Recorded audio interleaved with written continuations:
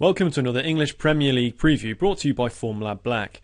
After a weekend off, the Premier League returns with 9 matches, including a big clash at the Etihad as Man City host Chelsea. Fulham have won this fixture in 3 of the past 4 seasons, and while they've not in the best form at home this season, their opponents have won just 1 of the last 22 away games while losing 12. Fulham have still won half their home matches this season, excluding the current top 4, and since the start of last term, they've won 7 of their 10 home games against middle third teams.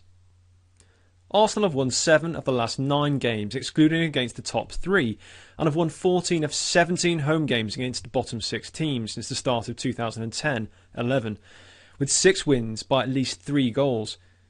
Villa have lost this fixture 3-0 in 2 of the past 3 seasons, and they've lost 8 of 12 trips to top 6 sides since 2010-11, including 5 defeats by at least 3 goals. This sample doesn't include even their 8-0 drubbing at Chelsea this season, as the Blues were only 7th at the time. Arsenal are capable of the big win here, but are short of confidence and best left alone. Norwich are on a 9-game winless streak, and have looked poor in recent weeks. They've scored just once in the last 5 games, and 10 of the last 14 home matches have had fewer than 3 goals. Everton draw too many of their away matches to have confidence backing them, but 17 of their last 27 away matches, including 10 of the last 16 to bottom half teams, have had fewer than 3 goals. QPR have a decent home record against top 6 teams, but they've only won once or at home all season, and United have an excellent away record of 9 wins in the last 12 road games. United have won 10 of the last 13 trips to bottom 6 teams, with 6 wins by at least 2 goals.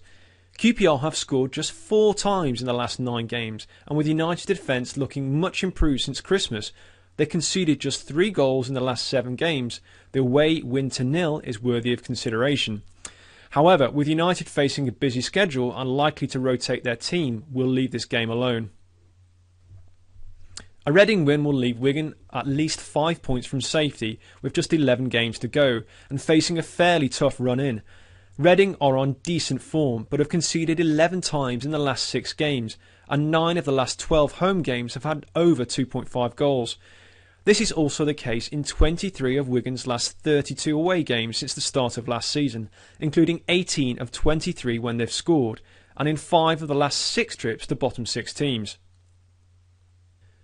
West Brom got a win at Liverpool in the last game, but were second best for most of the match, and they've won only 1 of the last 6 home games. They've also lost 6 of 10 home games against middle third teams since the start of last season. Sunderland, however, have lost 6 of 10 trips to middle third teams and have a poor record against the Baggies of 5 defeats in the last 6 meetings. So we'll leave this game alone. Man City have failed to beat Liverpool, Arsenal, Man United and Everton at home this season, and with Chelsea also frustratingly inconsistent, the match outcome markets look best ignored. Goals look a better bet instead, with 13 of the 15 City home games they conceded in since the start of last season having over 2.5 goals. We'd fancy Chelsea to score here, and 10 of the last 12 trips to top 6 teams have seen at least 3 goals.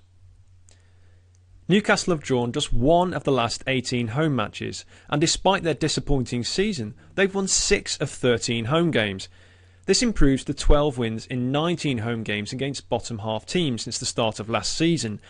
Southampton have been in decent form, but while they have lost just 1 of the last 6 away games, they have trailed at the break in 4, and given Newcastle have won 11 of 13 home games after half-time leads, the home team look decent value. Spurs have been reliant on Gareth Bale in recent weeks as he scored their last 6 goals in all competitions. In fact, Spurs' last 12 goals have all been scored by either Bale or Clint Dempsey. With a shortage of goals coming from the rest of the team, it's hard to support them at 2.2, but they are unbeaten in 10, and West Ham are in poor form, having lost 6 of the last 9 games. It also makes over goals hard to support, despite 11 of Spurs' last 15 away games seeing at least 3 goals, so we'll leave this game alone. So that's 5 recommendations this weekend, and for even more, try out Formlab Black with analysis on over 40 leagues.